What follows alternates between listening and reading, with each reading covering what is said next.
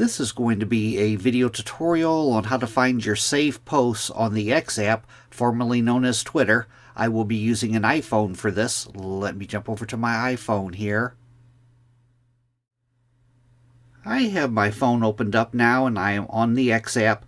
To view your saved post on X, first thing you want to do is go off to your profile icon in the upper left hand corner. You want to tap on that. Then you want to go down to where it says Bookmarks.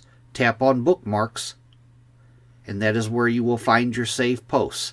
I've only ever saved 2 posts, those 2 there, but you could scroll down and they're dated from the newest to the oldest. But that is how you find your saved posts on the X app. Thanks for watching.